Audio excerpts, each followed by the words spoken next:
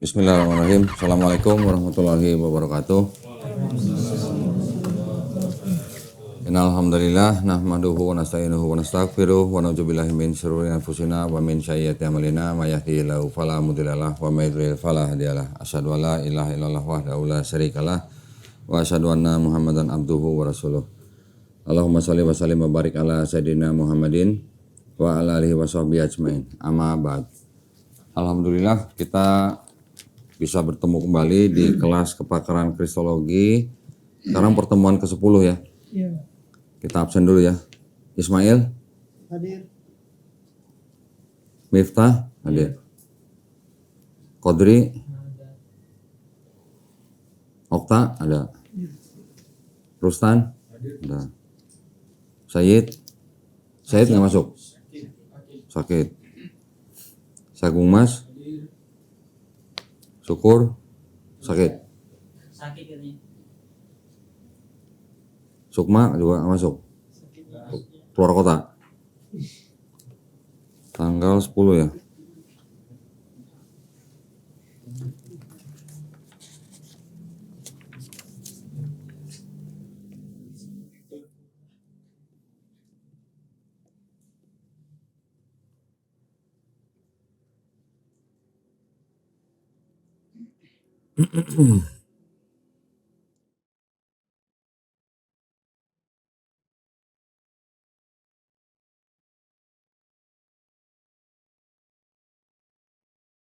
Jadi berapa orang nih?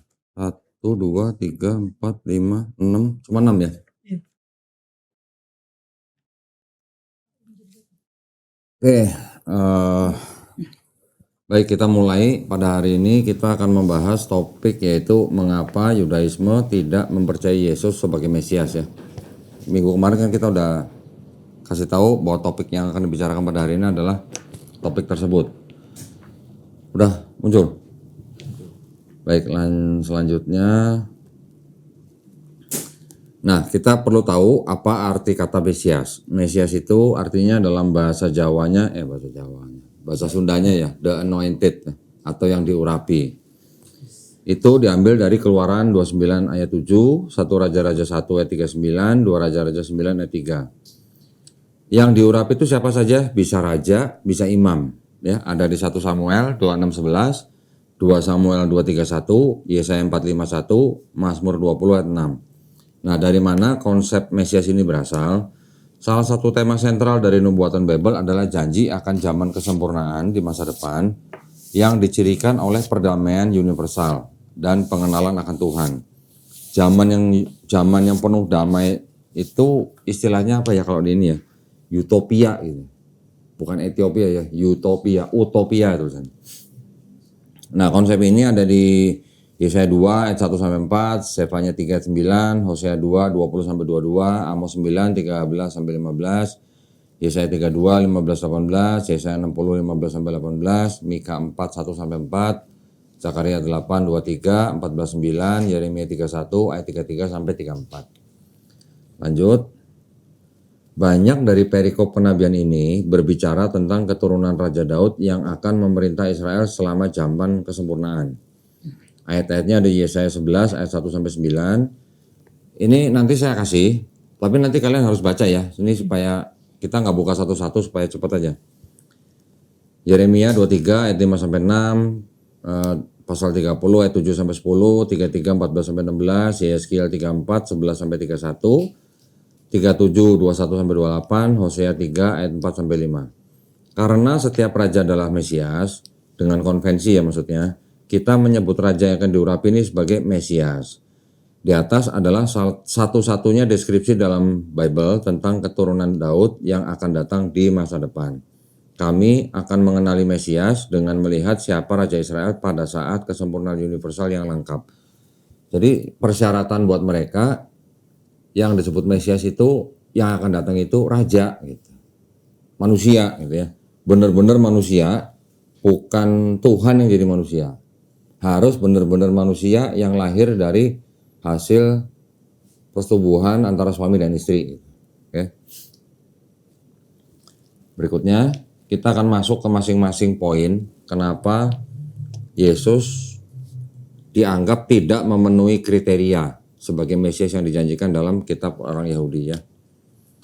Yang pertama, Yesus tidak memenuhi nubuat mesianik dari faktor apa yang seharusnya dicapai oleh Mesias tersebut. Tanakh atau kitabnya Yahudi mengatakan bahwa dia akan satu, membangun bait ketiga, ada di Yeskiel 37 ayat 26 sampai 28. B, mengumpulkan semua orang Yahudi kembali ke tanah Israel, Yesaya 43 ayat 5 sampai 6. C, mengantar era perdamaian dunia dan mengakhiri semua kebencian, penindasan, penderitaan, dan penyakit. Seperti dikatakan, bangsa tidak akan lagi mengangkat pedang melawan bangsa dan manusia tidak akan lagi belajar perang. Ada di Yesaya pasal 2 ayat 4. Yang D, sebarkan pengetahuan universal tentang Tuhan Israel yang akan menyatukan umat manusia menjadi satu. Seperti dikatakan, Tuhan akan menjadi raja atas seluruh dunia. Pada hari itu Tuhan akan menjadi satu dan namanya menjadi satu. Zakaria 14 ayat 9. E, fakta sejarahnya adalah bahwa Yesus tidak menggenapi satupun dari nubuatan mesianik ini. Orang-orang Kristen membantah bahwa Yesus akan menggenapi ini dalam kedatangan kedua. Tapi sumber-sumber Yahudi menunjukkan bahwa Mesias akan menggenapi nubuat secara langsung dan tidak ada konsep kedatangan kedua kali. Di dalam konsep atau Tanakh atau kitabnya orang Yahudi tidak ada konsep Mesias yang akan datang ini datangnya PP gitu. Datang, pergi, datang lagi gitu. Enggak. Ini hanya datang cukup sekali gitu, menjadi Raja Mesias gitu ya. Jadi enggak ada konsep datang PP pulang pergi gitu. Ini one way berarti. Ya. Yang berikutnya, poin kedua, Yesus tidak mewujudkan kualifikasi pribadi Mesias. Yang A, Mesias sebagai nabi. Buat orang Yahudi, Yesus bukanlah seorang nabi. Nubuat hanya bisa ada di Israel ketika tanah itu dihuni oleh mayoritas Yahudi di dunia. Selama masa Ezra, sekitar 300 sebelum Masehi, ketika mayoritas orang Yahudi menolak untuk pindah dari Babel ke Israel, nubuatan berakhir setelah kematian nabi terakhir Hagai, Zakaria, dan Maleaki. Yesus muncul di tempat kejadian kira-kira 350 tahun setelah nubuatan berakhir. Ya, jadi buat mereka, buat Yahudi, nabi terakhir mereka adalah Maleaki. Ya, di Bible yang perjanjian lama ada kan Maleaki kan? Itu yang terakhir sebelum Matius. B, keturunan Daud. Menurut sumber-sumber Yahudi, Mesias akan lahir dari orang tua manusia dan memiliki sifat fisik yang normal seperti manusia lainnya. Dia tidak akan menjadi setengah dewa, juga tidak akan memiliki kualitas supranatural. Ya, tadi seperti saya bilang, Mesias yang datang tuh harus benar-benar keturunan manusia. Mesias harus diturunkan dari pihak ayahnya dari Raja Daud. Lihat Kejadian 49:10 dan Yesaya 11 ayat 1. Menurut klaim Kristen bahwa Yesus adalah hasil kelahiran perawan, dia tidak memiliki ayah dan dengan demikian tidak mungkin memenuhi persyaratan mesianis sebagai keturunan dari pihak ayahnya dari Raja Daud. Ya, jadi persyaratan berikutnya untuk Yahudi, untuk Mesias ini, dia harus benar-benar keturunan Daud dan melalui Salomo, anaknya Daud yang namanya Salomo ya, bukan yang lain. Nah, kalau di Kristen, Yesus kan diceritakan dia kan anak dari perawan suci Maria, tapi dia bukan anak kandung dari Yusuf ya. Kita bahas sedikit nih supaya teman-teman paham. Di Islam kita juga mempercayai bahwa Nabi Isa alaihissalam lahir dari perawan Maryam, ya kan? Tapi di Islam kita tidak mengenal kata atau nama Yusuf, ya. Konsep Mesiasnya antara Yahudi dan Islam ini juga berbeda. Di Islam kita tidak mengenal nanti akan ada Mesias, raja bangsa apa gitu kan, nggak ada. Yang Yahudi, Mesias itu harus benar-benar keturunan Daud melalui anaknya Salomo. Oke. Yang C, pelaksanaan Torah. Mesias akan memimpin orang-orang Yahudi untuk mematuhi Torah sepenuhnya. Torah atau Taurat itu sama ya. Taurat menyatakan bahwa semua mitzvot atau perintah tetap mengikat selamanya dan siapapun yang datang untuk mengubah Taurat segera diidentifikasi sebagai nabi palsu. Ulangan 13 ayat 1 sampai 4. Sepanjang perjanjian baru, Yesus bertentangan dengan Taurat dan menyatakan bahwa perintah-perintahnya tidak lagi berlaku. Yohanes 1:45 dan Yohanes 9:16, Kisah Para Rasul 3:22 dan pasal 7 ayat 37. Misalnya Yohanes 9:14 mencatat bahwa Yesus membuat pasta yang melanggar Sabat, yang menyebabkan orang Farisi berkata ayat 16, dia tidak menghormati Sabat. Nah, ini sekarang poin yang ketiga. Salah terjemahan ayat merujuk kepada Yesus. Ayat-ayat Bible hanya dapat dipahami dengan mempelajari teks asli Ibrani yang mengungkapkan banyak perbedaan dengan dalam terjemahan Kristen. A. Kelahiran perawan.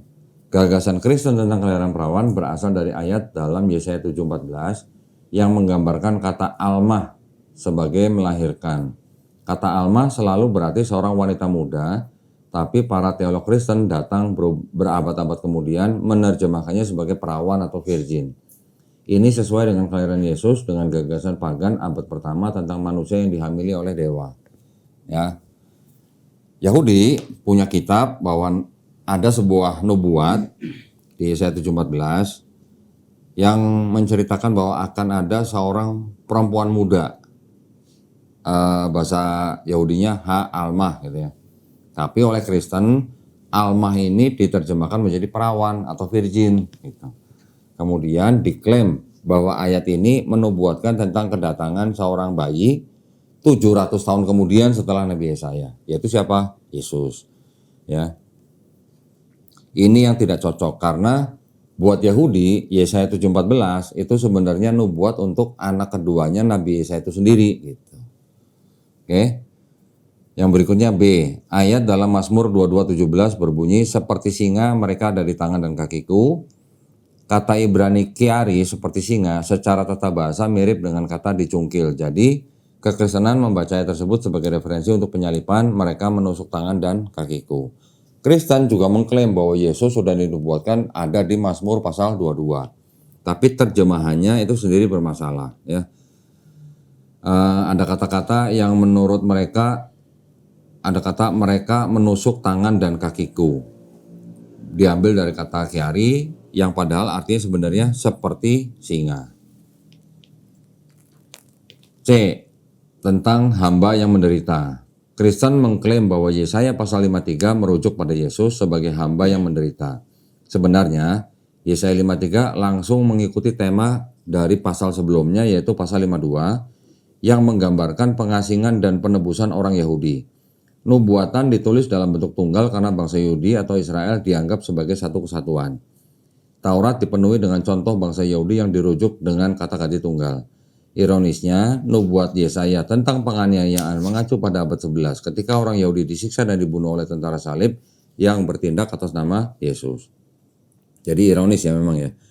Kristen klaim bahwa Yesaya 53 untuk Yesus. Padahal menurut orang Yahudi, Yesaya 53 itu untuk bangsa Israel. Terus mereka mengaku agama kasih. Terus orang Yahudinya sendiri dipersekusi, disiksa, dibunuh, dibantai pada waktu perang salib. Tapi yang menyiksa mengaku apa? Membawa nama Yesus atas nama Yesus.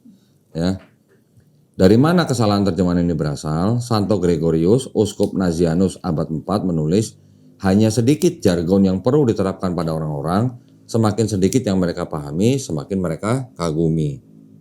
Jadi sebenarnya Kristen telah mengambil ayat dari Tanakh, tetapi mereka meninggalkan konteksnya. Konteksnya nggak dibawa ya. Yang mereka ambil hanya dicomot-comot, cherry picking ayat-ayat tertentu, dan itu mereka tujukan semuanya untuk Yesus. Padahal konteks di dalam ayat-ayat yang mereka ambil itu sama sekali tidak ada yang membicarakan tentang Yesus. Ya, itu pembelaan daripada orang Yahudi. Nah sekarang kita bisa membayangkan, udah ya kitab Tanakhnya yang bikin Yahudi, diambil oleh Kristen, dibaca dan diperkosa perspektifnya, ditinggalin konteksnya, sehingga mereka hanya mengambil ayat per ayat tapi ditujukan kepada Yesus dengan klaim bahwa ini nubuat untuk Yesus di Perjanjian Lama. Padahal tidak ada orang Kristen yang menyusun kitab Tanakh, gitu ya. Ini yang terjadi ya, kita sudah sering bicarakan. Kemudian yang keempat, kepercayaan Yahudi hanya berdasarkan wahyu yang nasional, maksudnya yang semua bangsa tahu gitu. Dari 15.000 agama dalam sejarah manusia, hanya Yudaisme yang mendasarkan kepercayaannya pada wahyu nasional, yaitu Allah berbicara kepada seluruh bangsa Jika Tuhan akan memulai sebuah agama, masuk akal bahwa dia akan memberitahu semua orang, bukan hanya satu orang. Sepanjang sejarah, ribuan agama telah dirintis oleh individu-individu dan berusaha meyakinkan orang-orang bahwa dia adalah nabi sejati Tuhan. Tetapi wahyu pribadi adalah dasar yang sangat lemah untuk sebuah agama karena seseorang tidak akan pernah tahu apakah itu benar. Karena orang lain tidak mendengar Tuhan berbicara pada orang ini, mereka harus mempercayai kata-katanya. Bahkan jika individu yang mengklaim wahyu pribadi melakukan mukjizat, masih belum ada pembuktian bahwa dia adalah seorang nabi sejati. Keajaiban tidak membuktikan sesuatu. Yang mereka tunjukkan dengan asumsi itu asli adalah bahwa dia memiliki kekuatan tertentu. Itu tidak ada hubungannya dengan klaimnya tentang kenabian. Jadi mereka klaim begini kenapa? Karena di dalam kitab Perjanjian Lamanya atau kitab Tanakh itu ada satu ayat yang diceritakan bahwa bangsa Israel suatu saat pernah mendengar suara Tuhan secara bersama-sama gitu. Makanya mereka mengaku sebagai kalau mau ada agama yang baru harus ada wahyu yang didengar oleh satu bangsa atau semua orang, banyak orang gitu, nggak cuma satu gitu. Ya. Ini juga agak berbeda dengan Islam. Kemudian poin A yang lanjut ya tadi ya. Yudaisme unik di antara semua agama besar di dunia, tidak mengandalkan klaim mukjizat sebagai dasar agamanya. Faktanya Bible mengatakan bahwa Tuhan terkadang memberikan kekuatan mukjizat kepada penipu untuk menguji kesetiaan orang Yahudi pada Taurat.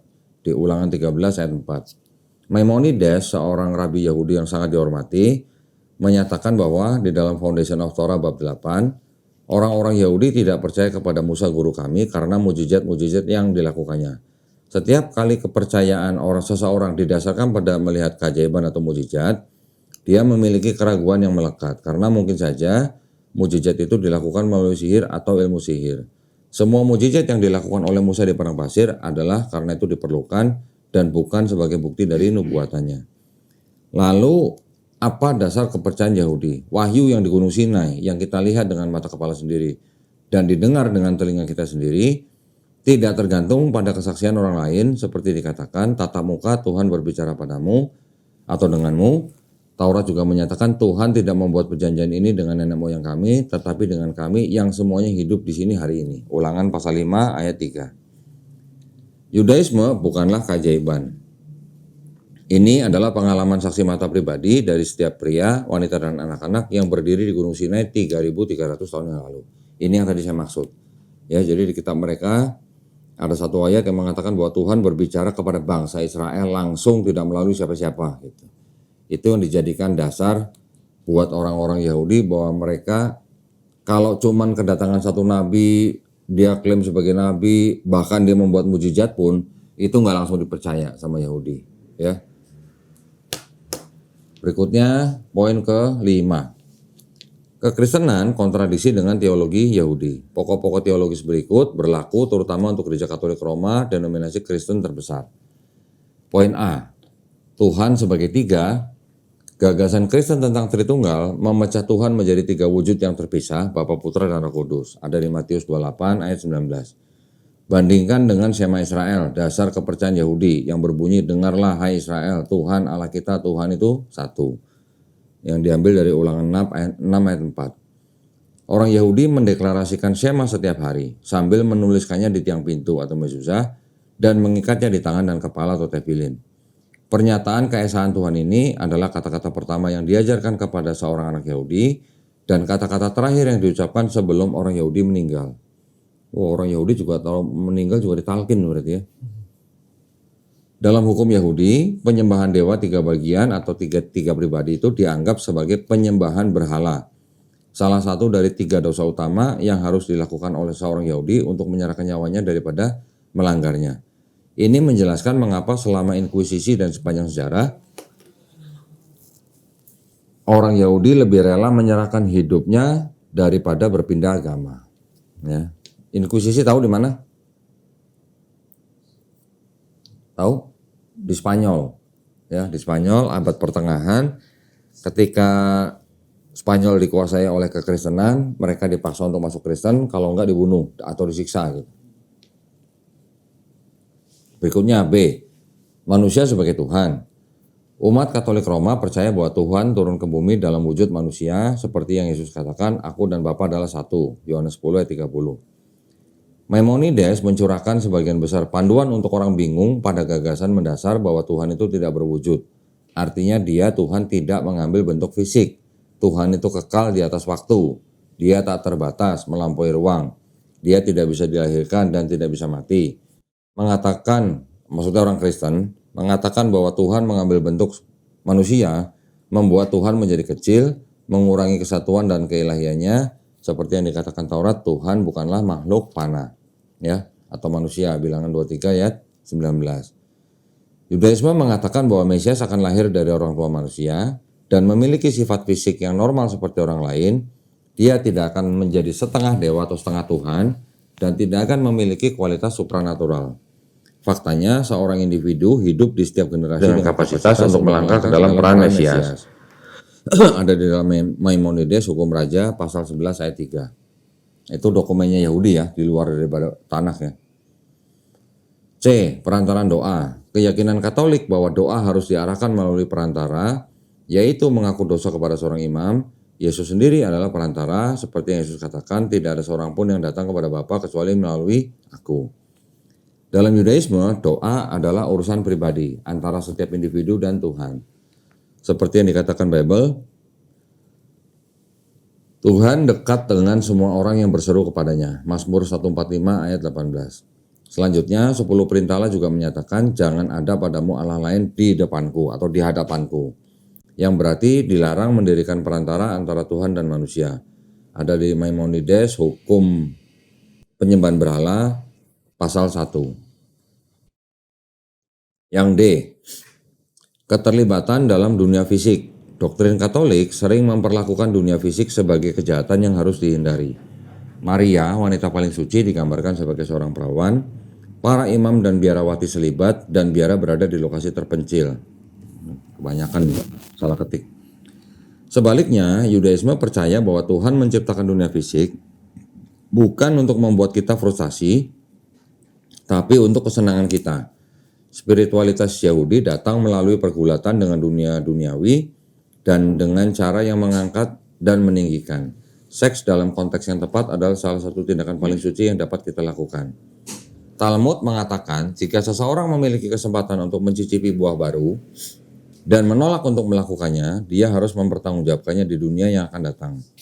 Sekolah Rabi Yahudi mengajarkan bagaimana hidup di tengah hiruk-pikuk aktivitas komersial. Orang Yahudi tidak mundur dari kehidupan, malah kami mengangkatnya. Kemudian poin 6 antara Yahudi dan non-Yahudi.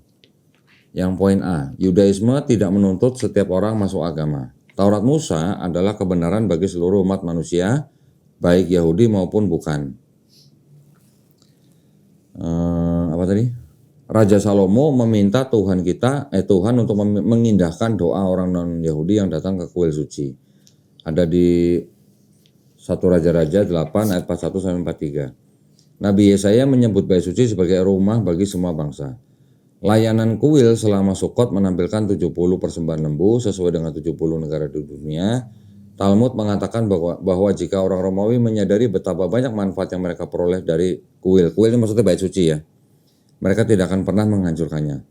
Orang Yahudi tidak pernah secara aktif mencari orang yang pindah agama ke Yudaisme karena Taurat menetapkan jalan yang benar untuk diikuti orang bukan Yahudi yang dikenal sebagai 7 hukum Nuh. Maimonides menjelaskan bahwa setiap manusia yang dengan setia menjalankan hukum moral dasar ini akan mendapatkan tempat yang layak di surga. Jadi buat orang Yahudi, orang yang tidak masuk agama Yahudi pun kalau dia mengikuti 7 hukum Nuh juga akan mendapatkan tempat yang layak di surga. Ya. Berikutnya poin 7, membawa Mesias. Yang A, Maimonides menyatakan bahwa popularitas agama Kristen dan Islam adalah bagian dari rencana Tuhan untuk menyebarkan cita-cita Taurat ke seluruh dunia. Ini menggerakkan masyarakat lebih dekat ke dalam keadaan moralitas yang disempurnakan dan menuju pemahaman yang lebih besar tentang Tuhan. Semua ini adalah persiapan untuk zaman mesianik. Memang dunia sangat membutuhkan penebusan mesianik. Perang dan polusi mengancam planet kita, ego dan kebingungan mengikis kehidupan keluarga.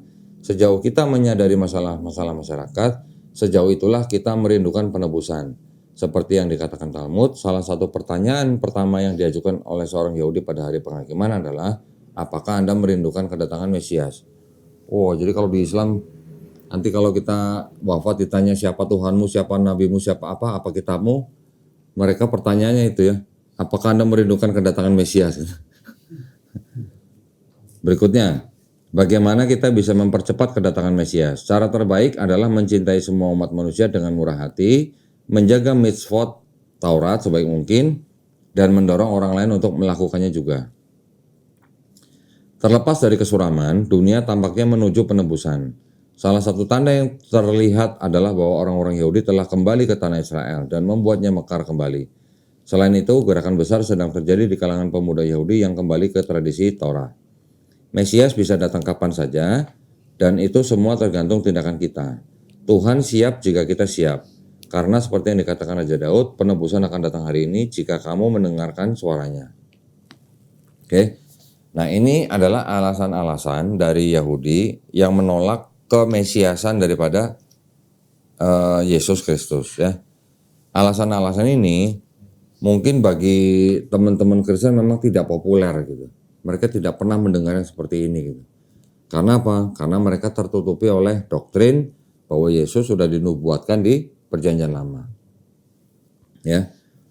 Ini dirangkum oleh Rabbi Sraga Simons, sebagian besar diadaptasi dari ais.com. Ya, jadi saya rangkum. Boleh ditutup toh.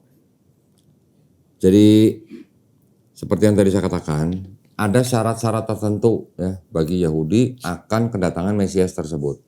Yang pertama, dia adalah harus benar-benar manusia dari keturunan manusia, bukan Tuhan yang jadi manusia. Yang kedua, dia harus keturunan dari Raja Daud melalui anaknya siapa? Salomo. Kemudian Mesias itu juga nanti akan datang ketika di seluruh dunia setiap orang tidak ada lagi yang mengangkat senjata. Artinya sudah tidak ada perang gitu ya.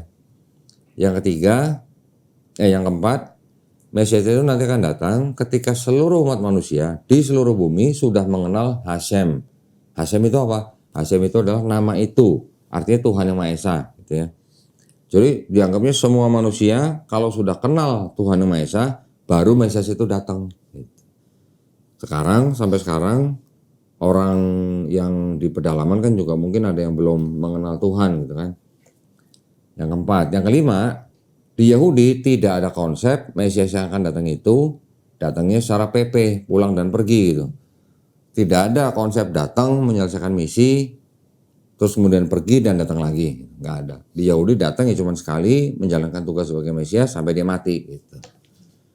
Oke, dan saya ada tambahan bahwa tanda-tanda Mesias itu datang tadi kita juga baca, ciri-cirinya adalah apa? Bait suci yang ketiga sudah dibangun. Yang kedua, orang-orang Israel sudah kembali ke tanah Israel. Ada lagi nanti Nabi Elia turun lagi. Ya. Berikutnya nama Mesias yang akan datang itu siapa? Daud. Nah, ini ciri-ciri tambahan nih daripada persyaratan yang 5 pertama saya sebutkan tadi ya. Jadi seperti itu, makanya Yahudi tidak mempercayai Yesus sebagai Mesias yang dijanjikan karena banyak ayat-ayat di dalam kitab mereka yang tidak cocok dengan ayat-ayat di dalam Perjanjian Baru. Yesus sendiri, dia dianggap sebagai anak perawan Maria, tidak punya ayah kandung, makanya ini juga tidak masuk dalam konsep Mesiasnya Yahudi. Ketika Yesus Yesus walaupun dari perawan Maria, tapi dia tidak berasal atau tidak melalui dari Daud, melalui keturunannya Salomo. Yang ketiga, ketika Yesus lahir, masih ada perang nggak? Masih, sampai sekarang masih banyak perang ya. Jadi karena ini Yesus lahir masih ada perang, jadi ya dianggap Yesus bukan Mesias yang dijanjikan. Nanti ada lagi Yesus ketika lahir, belum semua manusia mengenal Tuhan Yang Maha Esa. Jadi berdasarkan kondisi-kondisi yang ada di dalam Perjanjian Baru, itu semua ditolak karena ada ayat-ayat dalam Perjanjian Lama yang mencirikan kedatangan Mesias dan persyaratannya dan juga ciri-cirinya, itu tanda-tandanya, gitu ya. Kita azan jam berapa? Asar. Berapa menit lagi? 2 menit lagi ya. Nanti kita lanjutkan setelah asar.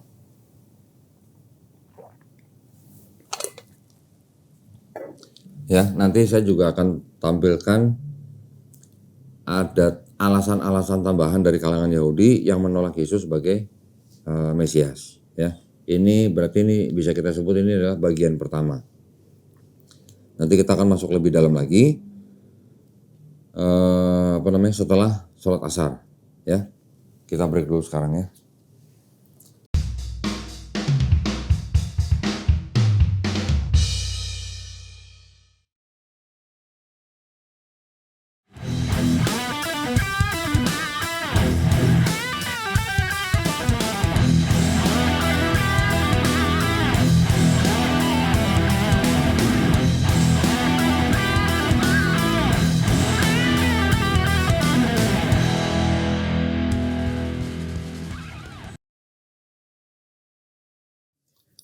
Ya, baik, kita lanjutkan ya. Setelah sholat asar, presentasi yang akan saya tunjukkan sekarang, ini sebenarnya hanya versi lain dari tadi yang saya tunjukkan ya. Kalau tadi dari Rabbi siapa tadi tuh? Yang ini dari Daniel Ventreska, ini dari organisasi namanya Jews for Judaism. Di sini dia menuliskan 25 alasan Yesus bukan Mesias yang dijanjikan. Ya, boleh ditunjukin? Ini mungkin nanti kurang lebih sama, cuman beda sedikit lah sudut pandangnya ya. Kalau yang tadi lebih banyak ayat-ayat yang diberikan, nanti teman-teman saya kasih dua-duanya presentasinya. Kalian pelajari sendiri, ayat-ayatnya dibuka, dicatat sendiri gitu ya. Bunyinya apa? Kita mulai ya. Yang pertama, alasan pertama nih.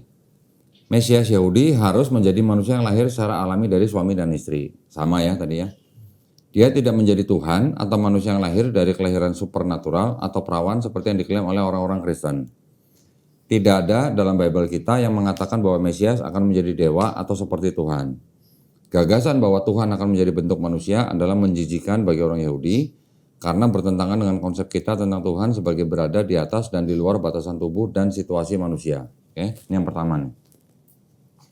Ini nanti kalian kalau pas lagi dialog atau apa gitu atau debat gitu misalnya dengan kalangan mereka, dengan kalangan Kristen, ini bisa dipakai ya. Mungkin nggak perlu semua, tapi yang penting-penting aja. Yang kedua, Mesias Yahudi diharapkan untuk mengembalikan orang-orang Yahudi ke tanah mereka. Yesus lahir ketika orang-orang Yahudi masih tinggal di tanah mereka sebelum mereka pergi ke pengasingan. Dia tidak dapat mengembalikan mereka ke tanah karena mereka masih tinggal di dalamnya. Ya, jadi syarat yang tadi kita tahu baca juga bahwa syarat Mesias datang itu Mesias itu nanti akan membawa orang-orang kembali ke Israel. Padahal ketika Yesus lahir, orang Israel juga masih di luar ya. Bahkan ketika Yesus masih sudah diangkat juga katanya orang Israel masih banyak yang di luar. Yang ketiga, Mesias yang sebenarnya adalah membangun kembali bait suci yang di Yerusalem, tetapi Yesus hidup ketika bait suci masih berdiri. Nah, bait suci yang kedua dihancurkan kan setelah Yesus diangkat gitu, katakan disalib dan diangkat menurut versi Kristen. Padahal syaratnya Mesias itu nanti akan datang, dia akan membangun kembali bait suci yang telah hancur itu gitu. Ya. Alasan 4. Bible Yahudi mengatakan bahwa Mesias akan menebus Israel. Dalam kasus Yesus justru malah terjadi sebaliknya.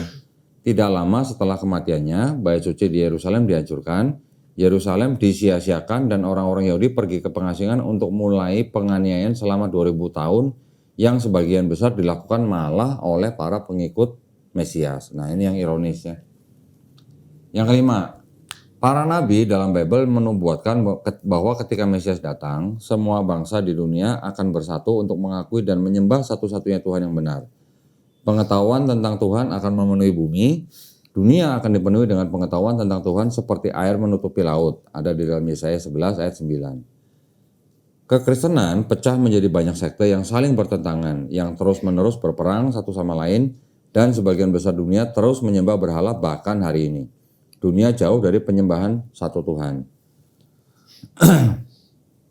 Alasan yang keenam, ketika Mesias sejati datang, pengaruhnya akan meluas ke semua orang yang akan menyembah Tuhan di bait suci di Yerusalem. Nabi berkata, untuk rumahku akan menjadi rumah doa untuk semua bangsa. Ini jelas belum terjadi karena itu Mesias belum datang. Yang ketujuh, Selama masa Mesias, roh baru akan menguasai dunia dan manusia akan berhenti melakukan dosa dan kejahatan. Ini terutama berlaku untuk orang Yahudi. Taurat mengatakan bahwa Tuhan yang akan menyunat hati Anda dan hati anak-anak Anda untuk mencintai Tuhan yang diajarkan para nabi dan umat Anda semua benar. Mereka akan mewarisi bumi selamanya. Segera setelah zaman Yesus yang tidak mengenal Tuhan dan bahkan tidak mengetahui ilmu pengetahuan dan filsafat memenuhi bumi saat abad kegelapan menguasai dunia. Ya, kita juga pernah melihat atau mengetahui bahwa setelah zaman Yesus malah ada yang namanya abad kegelapan. Di Eropa sendiri kan kita tahu ya. Alasan 8. Mesias yang jati akan memerintah sebagai raja orang Yahudi atau bangsa Israel. Karir Yesus seperti yang dijelaskan dalam Perjanjian Baru berlangsung selama 3 tahun di mana ia disalibkan oleh orang Romawi sebagai penjahat biasa. Dia tidak pernah berfungsi sebagai apapun kecuali pengkhotbah, pengembara, dan penyembuh iman. Tentu saja dia tidak memegang posisi resmi atau menjalankan aturan apapun. Alasan 9. Selama masa nubuatan Mesias akan kembali kepada orang-orang Yahudi dan hadirat Tuhan akan tinggal di antara kita. Dan sesudah itu aku akan mencurahkan rohku ke atas seluruh umat manusia dan anak-anakmu laki-laki dan perempuan akan bernubuat. Ada di dalam Yeskiel pasal 37 ayat 27. Nubuatan ini juga belum digenapi. Yang 10. Salah satu tugas utama Mesias adalah membawa perdamaian ke seluruh dunia. Pada zaman Mesias tidak akan ada lagi perang dan produsen senjata akan berhenti. Nabi Yesaya berkata, dan mereka akan menempa pedang-pedang mereka menjadi mata bajak dan tombak-tombak mereka menjadi pisau pemangkas bangsa. Dan menjadi pisau pemangkas, bangsa tidak akan lagi mengangkat pedang melawan bangsa dan mereka tidak akan belajar perang lagi. Yesaya pasal 2 ayat 4. Namun negara-negara Kristen sangat suka berperang dan perang telah berlangsung hampir tanpa henti sejak zaman Yesus hingga termasuk hari ini. Alasan 11. Perjanjian Baru sendiri mengklaim bahwa nubuatan tentang Mesias harus diwujudkan dalam generasi Yesus sendiri. Kitab Markus dengan jelas mengatakan dengan jujur, aku berkata kepadamu bahwa generasi ini tidak akan berlalu sampai semua hal ini terjadi. Dalam Matius, Yesus dikutip mengatakan bahwa kerajaan surga sudah dekat, Matius 3 ayat 2. Namun 2000 tahun telah berlalu dan masih belum ada yang tercapai. Alasan 12. Tidak ada tempat dalam Bible Yahudi yang mengatakan bahwa Mesias akan datang sekali, kemudian dibunuh, dan kembali lagi dalam kedatangan kedua ribuan tahun kemudian. Ya. Ide kedatangan kedua adalah rasionalisasi murni dari kegagalan Yesus untuk berfungsi dengan cara apapun sebagai seorang Mesias dan untuk memenuhi salah satu nubuatan mesianik dari Taurat atau para nabi. Gagasan kedatangan kedua adalah murni penemuan Kristen tanpa dasar dalam Bible. Yang ke-13. Nanti sebelum kita lanjutkan, ingetin saya, nanti saya akan memberikan ayat di dalam Perjanjian Baru yang dianggap sebagai nubuatan Yesus tapi tidak terjadi sampai ini, ya. Alasan 13. Bible mengatakan bahwa Mesias akan diturunkan secara langsung dari Raja Daud melalui putra Daud Salomo. Namun jika Tuhan adalah ayah Yesus, bukankah agak konyol untuk mengklaim bahwa dia adalah keturunan Raja Daud dari pihak ayahnya? Ya, ini kan juga tidak cocok ya, karena Yusuf bukan ayah kandung Yesus. Alasan 14. Mengapa beberapa misionaris bersikeras mendistorsi arti kata-kata para nabi untuk mendukung klaim mereka? Salah satu contoh istilah Ibrani dalam Yesaya almah, ya tadi kita sudah baca juga Yesaya 7:14. Yang berarti seorang wanita muda salah diterjemahkan dalam Bible Kristen sebagai perawan. Banyak sarjana Kristen sekarang mengakui bahwa ini adalah penipuan yang soleh. Tahu maksudnya ya? Penipuan yang soleh, tahu maksudnya kan? Ini istilahnya kayak memelintir gitulah. Dan sekarang menerjemahkan kata itu dengan benar. Ini hanyalah salah satu dari banyak terjemahan yang terlewat atau terjemahan yang dipaksakan. Alasan 15. Di kayu salib, Yesus mengatakan, ampuni mereka Bapa karena mereka orang-orang Yahudi tidak tahu apa yang mereka lakukan. Mengapa beberapa orang Kristen bersikeras menganiaya orang Yahudi jika Yesus sendiri memberi instruksi untuk mengampuni mereka? Terbalik kan? Berarti Yesus suruh ngampunin tapi orang-orang Kristen malah menganiaya orang Yahudi. Tetapi lebih jauh, jika kebangkitannya dari kematiannya begitu penting untuk menunjukkan siapa dirinya, Mengapa ini terjadi secara rahasia dan tidak di hadapan ribuan pengikutnya? Tahu maksudnya? Yesus kan diceritakan bangkit setelah disalib 3 hari. Tapi kebangkitannya ini kenapa munculnya cuma di antara orang-orang murid-muridnya aja gitu, ya? Kok nggak sampai? Kenapa dia nggak balik ke imam-imam Yahudi yang menuntut dia untuk disalib gitu? Nih, udah mati, udah bangkit, bukti gitu loh, kan? Tapi dia nggak pernah datang ke imam-imam Yahudi. Alasan 16, Yesus menyatakan bahwa ia tidak bermaksud untuk mengubah hukum Musa. Ada di Matius 5 ayat 17 tuh ya. Janganlah kamu menyangka bahwa aku datang untuk meniadakan hukum Taurat dan para nabi. Aku datang bukan untuk meniadakannya, melainkan untuk menggenapinya. Karena sesungguhnya aku berkata kepadamu, sampai langit dan bumi berlalu, tidak sedikit pun. Ini sebenarnya terjemahnya tidak satu iota pun ya. Tidak sedikit pun tidak akan berlalu dari hukum sampai semuanya terselesai. Kemudian Yesus sendiri membatalkan beberapa hukum, sementara para pengikutnya akhirnya menghapus atau mengubah hampir semuanya. Namun Taurat sendiri dengan jelas menyatakan di banyak ayat maksudnya, bahwa hukumnya abadi, tidak pernah untuk dihapuskan. Dan bahkan orang-orang Kristen mengakui bahwa Bible Yahudi adalah firman Tuhan. Jika Taurat itu abadi dan Yesus sendiri mengaku tidak berniat untuk menghapusnya, mengapa orang Kristen merayakan hari Sabat pada hari Minggu? Nah, ini telak nih ya berarti ya. Kalau di Taurat kuduskanlah hari Sabat, sekarang orang Kristen kenapa malah kebaktiannya hari Minggu? Ketika Tuhan dengan jelas menyebut hari Sabat, Sabtu ini, dan dan perjanjian yang kekal, mengapa orang Kristen makan babi padahal Taurat melarangnya? Nah, kita tahu ya, larangan makan babi dianulir oleh siapa? Yakin, Paulus. Paulus nggak pernah sebut babi loh. Paulus bilang cuma semua makanan halal gitu. Pertanyaannya kan apakah babi itu makanan orang Yahudi gitu. Ya. Kalau sekarang orang Kristen pada makan babi dengan ayat yang bilang semua makanan halal, kira-kira Kristen yang memelintir atau Kristen yang maksain gitu. Padahal nggak ada tulisan babinya. Ya. Berarti bisa jadi itu yang melintir adalah gereja gitu. Oke.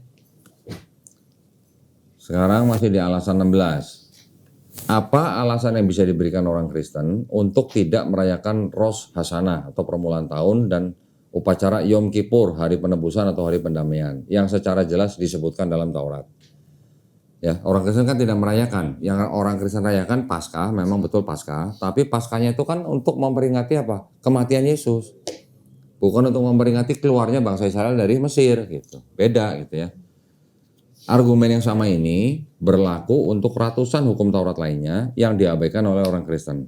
Di sisi lain, Natal dan Paskah tidak disebutkan baik dalam Bible Yahudi atau Perjanjian Baru Kristen. Nah, sedangkan di Perjanjian Baru Kristen aja nggak ada tulisan Paskah dan Natal. Di Bible Yahudi juga nggak ada gitu. Apalagi Yesus lahir tanggal 25 Desember, nggak ada juga. Ya. Festival-festival ini berasal dari pagan yang diadaptasi untuk penggunaan Kristen, tetapi Pesach, nah ini ya, perayaan keluarnya bangsa Israel dari Mesir, Sukkot, hari raya pondok daun setelah panen, Shofwat atau Suwot, Nuzulul Taurat, Nuzulul tahu Nuzulul ya. Ini istilahnya kita supaya nggak terlalu asing gitu lah. Nuzulul Taurat berarti apa? Turunnya Taurat gitu ya. Dengan jelas dibicarakan dalam Bible. Nah ya, jadi di dalam Tanakh jelas ada yang namanya Pesach, ada yang namanya Sukkot, ada yang namanya Suwot, ada yang namanya disebutkan dengan jelas. Di atas semua itu Yesus tidak meminta agar perayaan-perayaan tidak lagi dirayakan. Tidak ada ayat, tidak ada perjanjian baru. Yesus menganulir untuk merayakan hari raya tersebut, ya kan? Sekarang kita masuk ke alasan 17. Orang Kristen mengajarkan filosofi memberi pipi yang lain dan mencintai musuh Anda. Ini kan juga ayat di dalam Bible Perjanjian Baru yang dianggap sebagai perkataan Yesus. Ya. Apakah Anda tahu ada negara Kristen yang hidup dengan etik yang tidak praktis ini atau bahkan menganggapnya serius? Tahu maksudnya? Ada nggak negara-negara yang mayoritas Kristen yang menjalankan perintah itu gitu? Kasihilah musuhmu. Kalau dikasih pipi kanan, kasih pipi kiri gitu. Ada nggak? Nah, okay. Alasan 18. Bahkan pernyataan Kristen tentang Tuhan yang kasih telah dipinjam dari Bible Yahudi dan agama Yahudi. Di antara banyak kutipan dari Taurat kami adalah cintailah sesamamu seperti dirimu sendiri, cintai orang asing karena kamu adalah orang asing di tanah Mesir. Dan kamu harus mengasihi Tuhan Allahmu dengan segenap hatimu dan dengan segenap jiwamu dan dengan segenap kekuatanmu. Jadi bisa jadi ajaran kasihlah musuhmu, jika ditampar pipi kanan kasih pipi kiri, mungkin memang diadopsi dari perjanjian lama. Tapi arti yang sebenarnya di perjanjian lama tuh bukan seperti kasihlah musuhmu benar-benar musuhmu gitu. Yang di sini kasihlah musuhmu yang suruh mencintai itu hanya orang asing gitu. Ya, agak sedikit perbedaan. Jika Tuhan adalah kasih, bagaimana orang Kristen dapat menjelaskan keheningan dan ketidakpedulian gereja dan sebagian besar negara Kristen, sementara 6 juta orang Yahudi digas dan dibakar oleh Jerman? Mengapa keheningan seperti batu selama perang 6 hari? Di mana kasih Kristen selama Inkuisisi Spanyol dan ratusan pogrom pembinasaan yang diilhami oleh para pendeta dan biarawan? Ya. 19. Yudaisme percaya bahwa Tuhan adalah abadi di atas dan di luar waktu.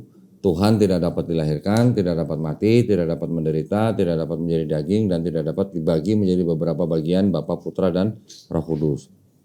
Itu adalah gagasan dari pagan. Tentu saja tidak ada Tuhan atau anak Tuhan yang bisa dipanggil di kayu salib, karena Yesus harusnya berkata, Tuhanku, Tuhanku, mengapa engkau meninggalkan aku? Jika dia adalah anak Tuhan, dia setidaknya akan mengatakan ayahku. Nah, ini juga kita pernah bahas ya. Selama hidupnya Yesus nyebutnya Bapa, kok tiba-tiba Tuhanku, Tuhanku gitu. Lupa atau gimana gitu. Alasan ke-20. Jika Yesus benar-benar Mesias, mengapa Perjanjian Baru mengakui bahwa semua rabi pada masa itu tanpa satu pengecualian pun menolak klaimnya?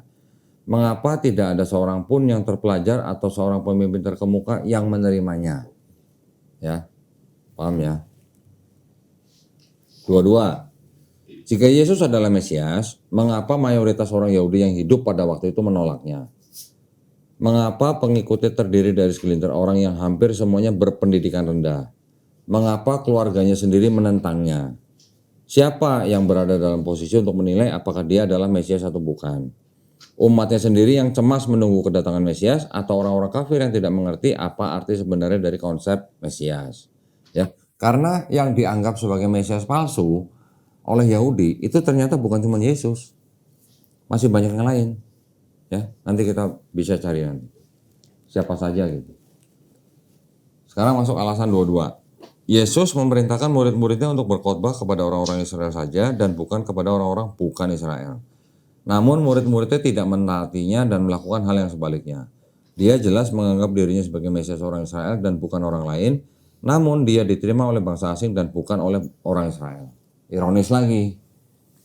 Kalau memang Yesus adalah Mesias yang dijanjikan, harusnya yang menerima kan Israel, orang Israel. Tapi ini yang menerima malah bangsa di luar Israel gitu. Israel sendiri malah menolak gitu. Ironis gitu jadinya. Masalahnya pertanyaannya sekarang, yang menjadikan Yesus diterima oleh bangsa yang bukan Israel siapa? Gitu. Apakah Yesus sendiri? Kan bukan. Paulus gitu. Teman kita gitu ya. Oke, sekarang alasan 23. Jika Tuhan telah menolak orang-orang Yahudi karena tidak menerima Yesus seperti yang diklaim oleh orang-orang Kristen, mengapa kita berhasil bertahan selama 2000 tahun penganiayaan Kristen? Maksudnya, mengapa orang Yahudi berhasil bertahan selama 2000 tahun di bawah penganiayaan Kristen? Ya. Bagaimana orang Kristen menjelaskan keajaiban bertahan hidup orang Yahudi? Mengapa Tuhan memulihkan kota Yerusalem dan tanah Israel kepada umatnya yang ditolak? Bagaimana kita menjelaskan fakta bahwa orang-orang Yahudi telah kita mendirikan kehidupan nasionalnya di tanah air kuno dan memiliki kota Yerusalem? Ini adalah fakta sejarah yang hidup tanpa paralel. Bukankah orang-orang Kristen sekarang harus mengakui bahwa kemunculan kembali negara Yahudi memang merupakan pengungkapan dan realisasi nubuat Bible di zaman kita? Maksudnya ini nubuat yang di Perjanjian Lama ya, bukan yang di Perjanjian Baru nih. Masih di 23. Tidakkah ini menunjukkan bahwa banyak nubuat Bible yang berbicara tentang kembalinya orang-orang Yahudi ke negeri ini merujuk kepada orang-orang Yahudi dan bukan kepada orang lain? Banyak orang Kristen sering menyebut diri mereka sebagai orang Yahudi sejati, Israel baru, yaitu Allah memilih mereka karena orang Yahudi menolak Yesus. Orang Kristen rata-rata kalau sebut, mereka mengaku sebagai apa? Bangsa Israel rohani. Gitu. Bukankah kemunduran teologis ini menjadi alasan penolakan Paus untuk mengakui Israel dan keheningan Kristen selama perang 6 hari? Ya. Sekarang alasan 24. Ketika para nabi memuat banyak nubuat tentang akhir zaman dan waktu Mesias yang belum terjadi, ini semua akan terjadi ketika Mesias datang. Mengapa kita membutuhkan seorang Mesias? Untuk mengajarkan Taurat kepada dunia dan untuk menegakkan kerajaan Allah di bumi, jika orang-orang Kristen telah menghapus hukum Taurat, jika mereka tidak lagi menganggap Taurat sebagai sah. Apa yang tersisa untuk diajarkan kepada umat manusia? Tidak ada tempat Taurat menyarankan bahwa itu harus dihapuskan oleh Mesias. Sebaliknya, Taurat adalah kekal dan tujuan Mesias adalah untuk membawa kita ke hari ketika semua orang Yahudi akan menjalankan Taurat dan seluruh umat manusia akan mengakui kebenarannya. Yang terakhir, tidak ada satupun Taurat yang menyatakan bahwa kematian orang lain dapat membawa pengampunan atas dosa seseorang. Sebaliknya, setiap orang akan dihukum karena dosanya sendiri. Dan setiap orang harus bertobat untuk dosanya sendiri. Jiwa yang berdosa itu akan mati, anak laki-laki tidak akan dihukum karena dosa atau dosa ayah mereka. Ini saya ingat di Yehezkiel pasal 18 ayat 20 dan 21 ya.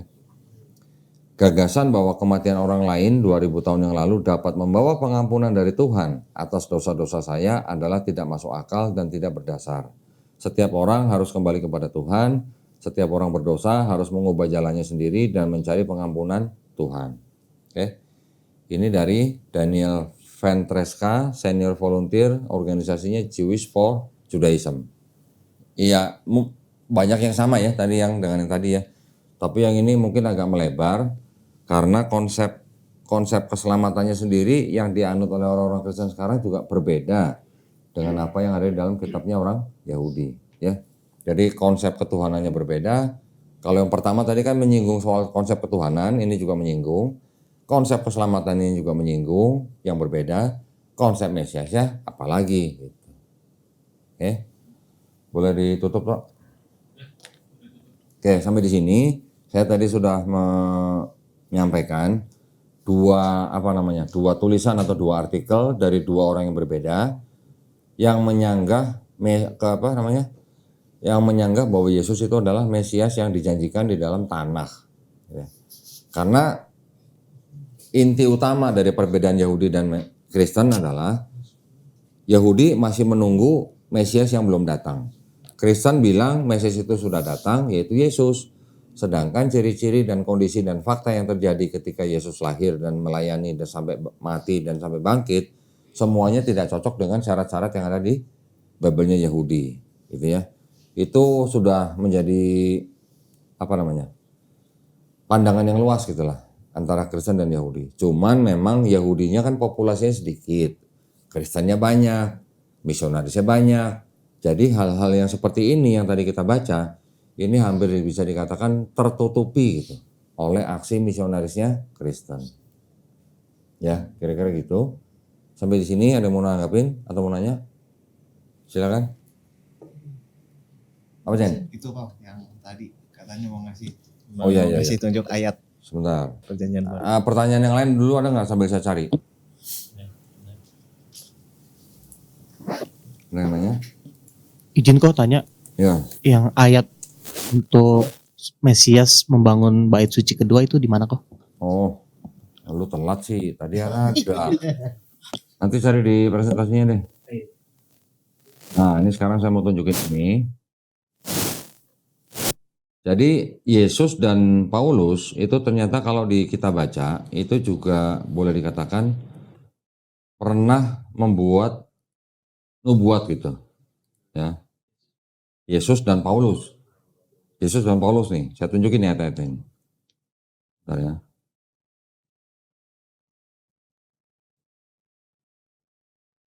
Satu lagi Paulus.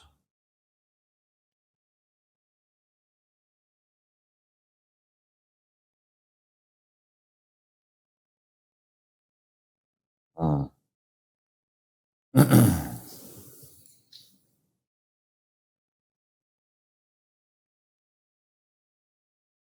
Sorry.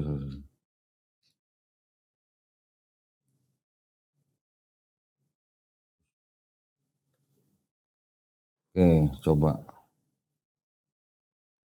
Tok, kebaca nggak Tok? Coba tampilin. Ini dianggap sebagai nubuat Yesus tapi gagal gitu. Ya, kalian bisa cek nanti di Matius 16 ayat 28. Aku berkata kepadamu, Yesus maksudnya yang berkata ini. Sesungguhnya di antara orang yang hadir di sini ada yang tidak akan mati sebelum mereka melihat Anak Manusia datang sebagai raja dalam kerajaannya. Ini dianggap kata Yesus nih. Jadi sebelum Yesus datang, orang-orang yang hadir di situ, coba Tok. Dah. Ya, Matius 16:28 tuh. Ini dianggapnya kan Yesus sedang berbicara kepada murid-muridnya. Nah, murid-muridnya dianggapnya ada yang tidak akan mati sampai Yesus datang. Udah datang belum Yesusnya? Belum. Pertanyaan kita jadi, siapa murid Yesus yang hadir pada waktu itu yang masih hidup sampai sekarang? Oh ini ya? Ya, jadi ahli perjanjian baru ada yang mengatakan begini. Konsep Mesias yang dianggap Yesus, kemudian sudah mati di atas kayu salib, sudah bangkit dari ketiga, sudah diangkat, ini akan kembali lagi dalam waktu yang tidak terlalu lama gitu. Ya, dalam waktu yang tidak terlalu lama. Makanya dianggapnya Yesus di sini dianggapnya bilang bahwa dia akan datang lagi dan murid-murid itu ada yang belum mati gitu.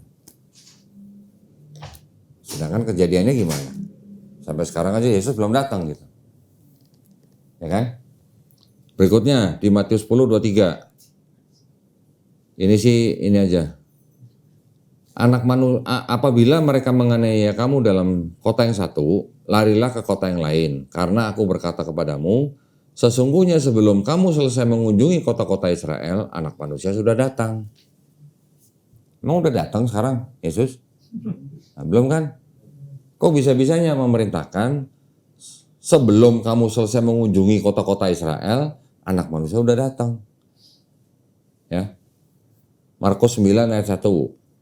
Katanya lagi kepada mereka, aku berkata kepadamu, sesungguhnya di antara orang yang hadir di sini ada yang tidak akan mati sebelum mereka melihat bahwa kerajaan Allah telah datang dengan kuasa. Sebenarnya yang Matius itu mengambil dari Markus, ya. Karena kita sama-sama tahu penulis Matius menyadu dari Markus. Markus 14 ayat 62, jawab Yesus, akulah dia, dan kamu akan melihat Anak Manusia duduk di sebelah kanan yang Maha Kuasa dan datang di tengah-tengah awan-awan di langit. Kamu ini maksudnya siapa? Coba kita lihat ya. Markus 9 ayat 1 ini Yesus lagi ngomong sama siapa gitu. Tutup dulu tuh.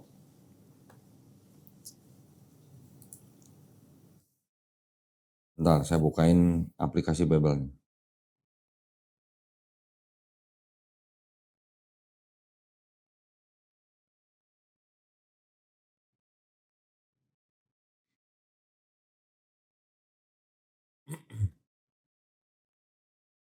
Bentar. Markus 9 ayat 1 tadi ya.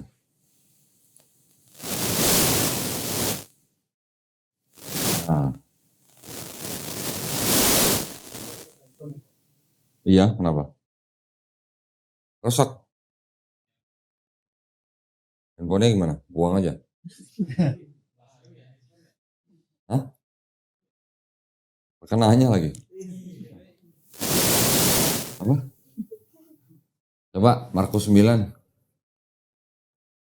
Ini udah tampil belum? Nah. Perhatiin tuh. Di ayat 1 nggak ada perikopnya. Atau mungkin dari ayat sebelumnya ya. Markus 8 tentang Farisi, pengakuan Petrus.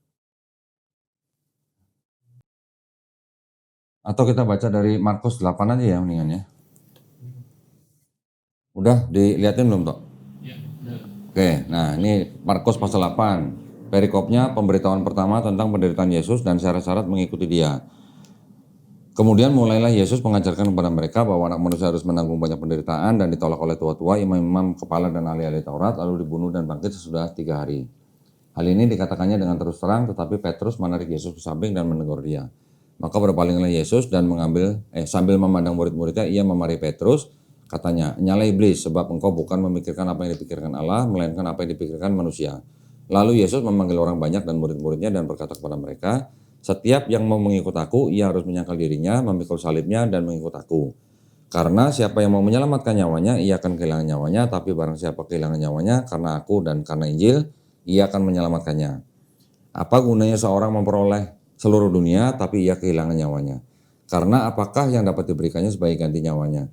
Sebab barang siapa malu karena aku dan karena perkataanku di tengah-tengah angkatan yang tidak setia dan berdosa ini, Anak manusia pun akan malu karena orang itu apabila ia datang kelak dalam kemuliaan Bapaknya diiringi malaikat-malaikat kudus."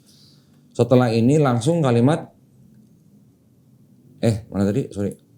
Langsung kalimat katanya lagi kepada mereka, "Aku berkata kepadamu, sesungguhnya di antara orang yang hadir di sini ada yang tidak akan mati sebelum mereka melihat bahwa kerajaan Allah telah datang dengan kuasa." Berarti ayat 1 di Markus 9 ini kan harusnya kan ngikut ke pasal 8 ya harusnya. Betul nggak? Berarti yang ayat 2 dan seterusnya kan ini nggak ada hubungannya dengan ayat 1 kan gitu. Berarti di sini Yesus sudah ngomong sama siapa? Murid-muridnya. Pertanyaannya murid yang mana yang belum mati sampai sekarang gitu. Oke. Pindah ke sini langsung bisa nggak toh? Yang ini. Bisa ya? Nah, sekarang masuk ke Lukas 9 ayat 27. "Aku berkata kepadamu, sesungguhnya di antara orang yang hadir di sini ada yang tidak akan mati sebelum mereka melihat kerajaan Allah." Sama kan? Mirip kan? Kita tahu bahwa Matius menyadur Markus, Lukas menyadur Markus, jadi bahasanya kurang lebih ya sama lah. Oke, sekarang berikutnya yang Paulus. Waduh. Di 1 Tesalonika 4 ayat 15 sampai 17. "Ini kami katakan kepadamu dengan firman Tuhan, kita yang hidup, yang masih tinggal sampai kedatangan Tuhan, sekali-kali tidak akan mendahului mereka yang telah meninggal." Gimana nih? 16-nya, "Sebab pada waktu tanda diberi, yaitu pada waktu penghulu malaikat berseru dan sangkakala Allah berbunyi, maka Tuhan sendiri akan turun dari sorga dan mereka mati dalam Kristus akan lebih dahulu bangkit." Ya. "Sesudah itu kita yang hidup, yang masih tinggal akan diangkat bersama-sama dengan mereka dalam awan menyongsong Tuhan di angkasa. Demikianlah kita akan selama-lamanya bersama-sama dengan Tuhan." Kalau begini boleh nggak dikatakan ini berangan-angan? Gitu.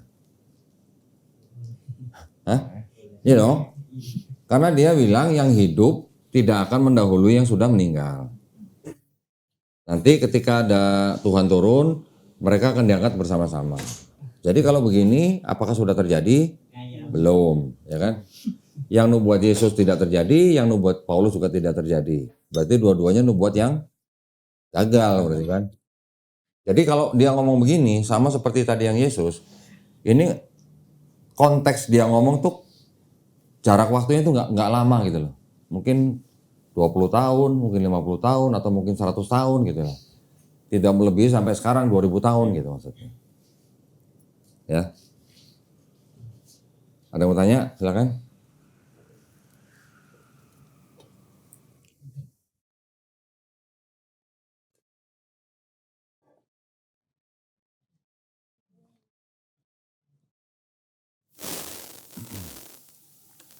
Cukup ya, tadi kita jadi sudah membahas.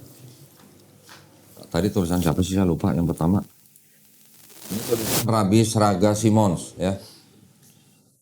Yang kedua tadi tulisan dari Daniel Ventreska yang menuliskan tentang alasan-alasan mengapa Yahudi tidak menerima Yesus sebagai Mesias yang dijanjikan dalam Tanakh.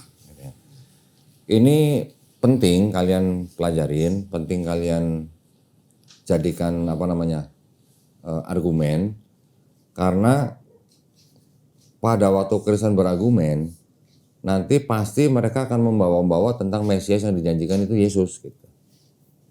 Ya, dengan merelatekan ke ayat-ayat di dalam PL. Cuman yang saya ketahui Kristen tidak banyak menyebutkan ayat-ayat yang tadi di sini nih. Yang tadi di sini nih. Nah, yang ini nih. yang apa namanya konsep Mesias nih, yang Yesaya 2, 1-4, Zefanya dan seterusnya. Ini Kristen nggak banyak ngambil yang ini, nggak banyak dibicarakan yang ini. Ya. Oke, silakan kalau udah mau tanya. Kalau nggak ada yang nanya tentang topik ini, mau nanya yang lain juga boleh. Kok izin tanya kok. Ya. Iman Kristen itu kan mereka percaya Yesus disalib untuk menghapuskan dosa kok. Di Perjanjian Baru. Perjanjian baru. Ya. Untuk terkait keimanannya mereka harus meyakinkan bahwa Yesus itu Mesias. Kritikalnya apa kok? Mereka tuh mempertahankan di sisi apa kok? Maksudnya mereka tuh harus mempertahankan bahwa Yesus itu Mesias yang dijanjikan supaya kita bisa nyerang gitu. Apa yang mereka pertahankan tuh kenapa mereka sampai harus menempelkan PL di PB? Maksudnya inti utamanya Yesus itu Mesias, apa yang sedang mereka buktikan gitu kok? Padahal kan iman mereka kan cuma butuh percaya Yesus disalib gitu kok. Iya. Kalau ditanya apa, maksudnya yang menjadikan mereka percaya bahwa dia adalah Mesias yang dijanjikan. Urgensitasnya. Oh, urgentnya apa gitu? Itu sangat urgent. Karena apa? Karena mereka kan mengambil konsep penebusan dosa dari PL, ya kan? Sedangkan yang harus atau yang hanya bisa menebus dosa manusia itu adalah yang disebut dengan Mesias yang dijanjikan itu. Saya pernah mendengar seorang Romo dari pendeta ortodok gitu, yang apa namanya bahwa Yesus itu disebut Tuhan karena dia menjadi manusia. Tapi ketika dia menjadi firman yang berasal dari Bapa, dia juga disebut Allah gitu. Dia disebut Tuhan kenapa? Karena dia adalah Mesias yang dijanjikan. Gitu. Jadi antara Mesias dengan dia mati di atas kayu salib, mati di atas kayu salibnya itu hanya caranya saja gitu. Tapi yang bisa melakukan itu hanya Mesias yang dijanjikan. Jadi Kristennya mengambil konteks penebusan dosanya dari PL, yang mana tadinya di PL itu adalah sebenarnya penebusan dosa hanya dengan hewan, ya. Itu pun hanya untuk dosa yang tidak disengaja, ya. Minggu kemarin kan kita udah bahas. Untuk dosa yang berat atau yang disengaja itu tidak perlu hewan, tapi hanya perlu apa? Bertobat, gitu kan? Nah konsep ini diambil, tapi hewannya diganti dengan Yesus. Gitu. Makanya Yesus di Yohanes disebut apa? Anak domba Allah. Si Caca hafal tuh. Itu, jadi tetap penting, Mesiasnya tetap harus dibawa. Urgensinya apa ya? Kalau nggak ada itu nanti pincang dong berarti. Saya mau nanya kok. Apa? Dir? Tadi kan yang dibahas sama Kodoni itu perihal bahwa bagaimana kita mendibang bahwa Yesus adalah Mesias yang dijanjikan di Yahudi. Menimbang? Membatalkan. Mendebangmu bahasanya udah bahasa Sulit cari diksinya. Banget tuh. Membatalkan asumsi bahwa Yesus adalah Mesias Tapi itu diambil dari kalangan Yahudi ya. Betul. Dua tulisan tadi itu dari kalangan. Betul ya. Yang saya mau highlight di sini kok perihal Mesias dari bangsa Yahudinya itu kok. Maksudnya gini kok. Bahwa mereka kan membenarkan apa yang ada di Yahudi. Sedangkan dari perspektif kebenaran atau Islam dalam hal ini yang bahkan dianggap benar oleh Yahudi pun harusnya kan tidak benar ya kok. Maksudnya Mesias itu bernama Daud dan semacam itu kan tadi dibuat oleh tafsirannya pada para rabinik, bahkan ada tadi ayatnya. Meliunides. Ada ayatnya. Iya betul, maksudnya dalam perspektif kita nih Islam dan kebenaran tidak meyakini hal tersebut kok. Iya. Yang bahkan jadi tuh salah dua kali gitu kok. Jadi Kristen itu mengikuti hal yang salah. Yang salahnya itu kan maksudnya gini. Iya. Pertanyaannya adalah gimana untuk kita langsung aja membuktikan bahwa si Mesias yang dianggap Yahudi itu juga salah gitu kok. Fokus ke situ juga. Membuktikan. Iya, maksudnya kita menjelaskan juga bahwa Mesias yang dianggap Yahudi pun sebenarnya salah juga dalam perspektif kebenaran lah, misalkan katakanlah. Kalau membuktikan dari apa? Dari perspektif siapa? Kalau kita mau membuktikan kan harusnya juga ada yang bertentangan dengan Yahudi juga sendiri gitu ya. Dong. Contoh, kita mau membuktikan bahwa Kristen Trinitas ini ada kejanggalan karena berasal dari mana? Ya kita buktikan dari kalangan mereka, dari dokumen mereka. Nah sekarang kalau Mesias Yahudi, di dalam dokumen mereka ada klaim bahwa Mesias itu nanti akan datang. Sedangkan di Islam kita tidak mengenal konsep seperti itu. Tapi kita tidak bisa membatalkan pandangan mereka misal secara objektif gitu kok. Bahwa nggak Mesias itu bisa tidak akan secara terjadi. apple to apple kalau begitu. Mau membantah secara apple to apple-nya ya nggak bisa karena nggak ada yang Datanya ya. nggak ada yang data, pas gitu. Data loh. pendukungnya Karena ada kita kok. konsepnya beda gitu. Paling-paling yang bisa kita lakukan apa? Oh, Bible-nya Yahudi ini kita cuma bisa bilang sebagian masih ada kebenaran karena masih ada yang sama dengan Quran. Ya. Tapi di dalam Bible-nya orang Yahudi juga banyak kesalahan. Kesalahannya apa? Ya kita nggak usah ambil dari konsep Mesiasnya. Kontradiksi banyak, plagiarisme banyak. Yang seperti itu kan bisa membatalkan gitu. Jadi kalau ada kitab yang dianggap kitab suci, tapi banyak kontradiksinya, bisa nggak dianggap kitab suci? Itu bisa begitu. Oh berarti pembatalannya secara umumnya ya kok? Iya.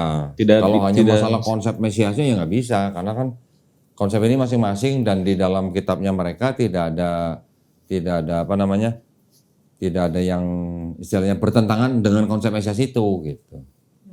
Ya. Oh, berarti kalau anggapan bahwa itu buatan rabbinik juga nggak bisa kok? Hah? Bahwa itu tafsir rabbinik karena Loh, tidak. kalau tafsir Rabbi ini kan malah mendukung konsep Mesias itu. Enggak, maksudnya tidak ada dari nabi-nabi yang misal Nabi Musa, nabi-nabi yang resmi gitu tidak menyebutkan bahwa ada Mesias, tapi ini lebih ke tafsirnya para rabbinik aja gitu kok. Tapi tafsirnya rabi-rabi tentang kedatangan Mesias yang akan datang itu juga sangat kuat karena berdasarkan ayat-ayat. Yang bahkan ayat-ayatnya belum untuk kebenaran gitu kok. Sangat mendukung, Oh, sangat mendukung. sangat mendukung, bahkan ada namanya. Oh. Saya malah dikasih tahu sama orang Yahudi malah namanya. Berarti kita tidak bisa fokus menyalahkan konsep Mesias Nggak Yahudinya ya? bisa karena kita membandingkan dua hal yang berbeda. Siap. Gitu. Nggak bisa. Paling ya kita hanya bisa mengkritik apakah layak nih kitabnya ini disebut sebagai kitab suci karena ada A, B, C, D, E gitu.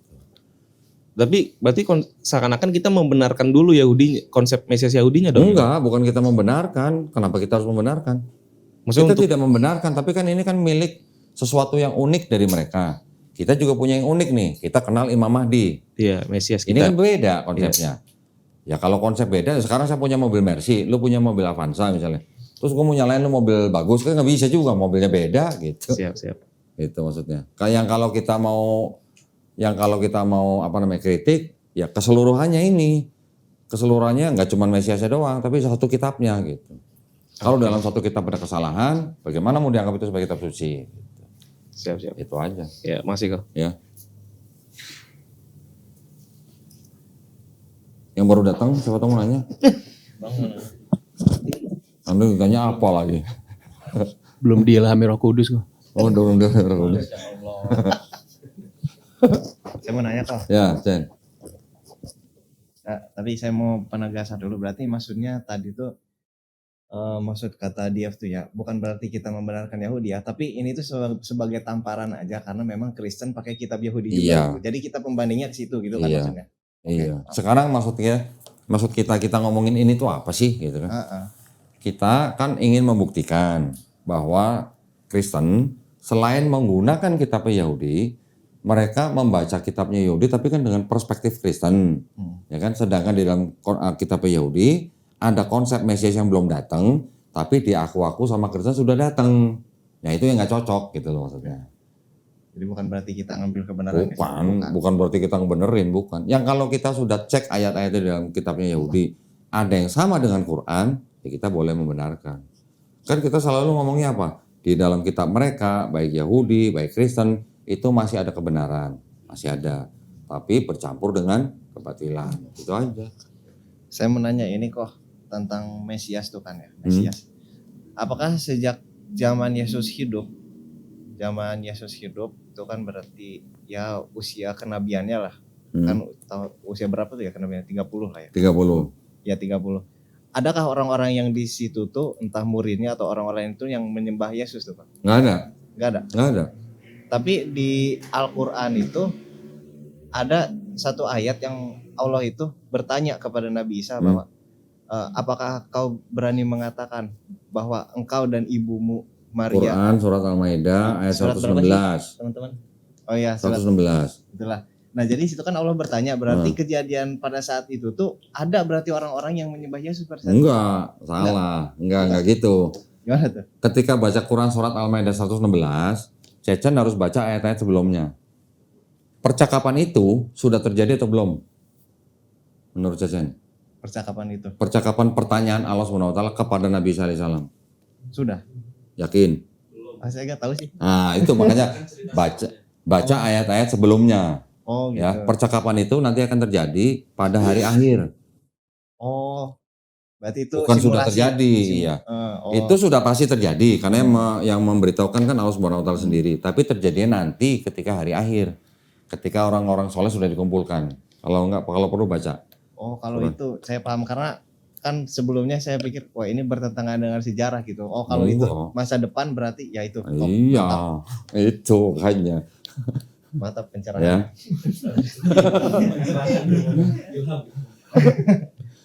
Makanya jangan sampai kita terjebak dengan satu ayat.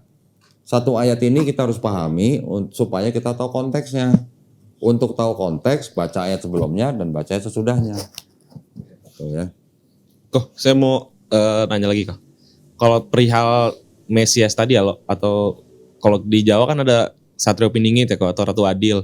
Kalau di Islam itu ada Imam Mahdi. Ini sebenarnya hal ini tuh sebenarnya figur eskatologi atau karakter yang emang ada di bermacam budaya, cuman beda nama beda bentuk yang selalu ada gitu untuk kondisi yang dimana nanti dia bisa ngubah nasib suatu kaum.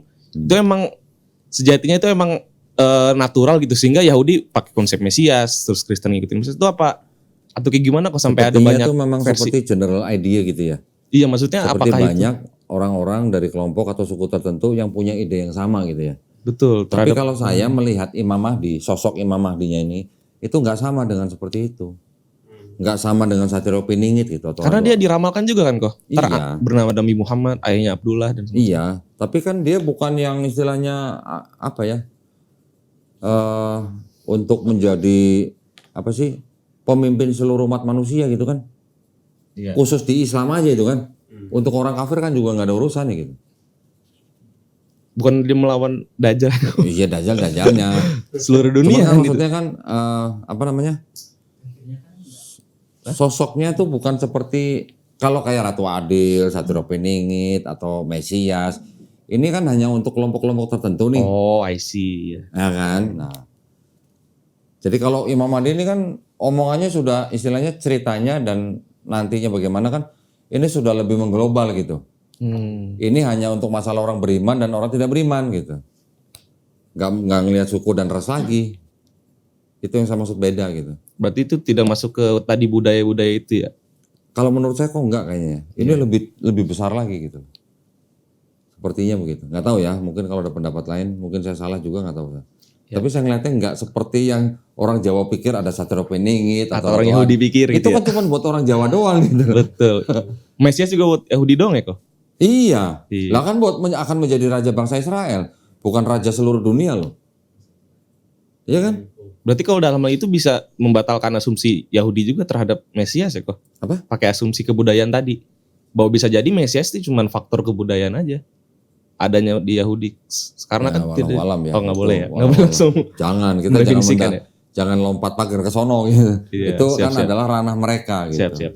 Mereka kan juga nggak boleh komplain tentang ranah kita punya Imam Mahdi. Iya. Iya. Oke. Makanya harus hati-hati gitu. jadi tafsir sih kok ya? Iya. Ya udah. Makasih kok. Ya. Gini kita juga nggak boleh membawa apa ya? Membawa perspektif kita ke perspektif orang lain gitu.